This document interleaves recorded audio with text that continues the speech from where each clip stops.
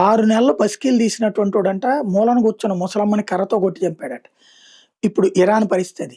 నీకు చేతనైతే నీ మీద దాడి చేస్తుందెవరు? అమెరికా. నిన్ను నాశనం చేస్తుందెవరు? ఇజ్రాయెల్. సరే నువ్వు చేసిన తిక్కకే అది జేస్తున్నావంటే ఆ 2 దేశాలు కూడా. నీకు దమ్ముంటే వాళ్ళ మీదకెళ్ళాల. వాళ్ళని నాశనం జేయాలి. అమెరికా మీద దాడి జెయి. ఈ రోజు వరకు ఒక్క మిస్సైల్ లేదు. ఇజ్రాయెల్ మీద కొన్ని మిస్సైల్‌లు అయి దారిలోనే ఇంటర్సెప్ట్ అయిపోయినాయి. చిన్న చిన్నవి మాత్రమే ధ్వంసమైనటువంటి పరిస్థితి. డ్రోన్‌లు గాని ఇవన్నీ. ఇప్పుడు ఈ ట్రిప్ యుద్ధం ప్రారంభమయ్యాక ఈ రోజు వరకు ఇజ్రాయెల్ మీద గాని, అమెరికా మీద గాని ఏం జేయలేదు.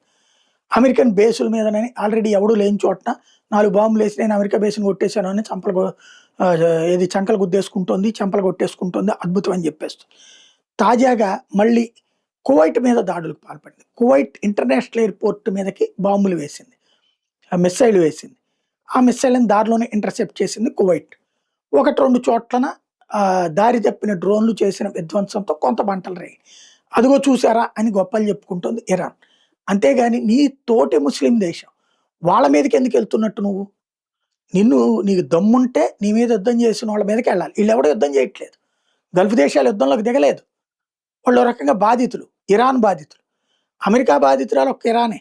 కానీ ఇరాన్ బాధితులు ఈళ్ళందరూ. ఎవరిది తప్పు? ఎక్కడిది తప్పు?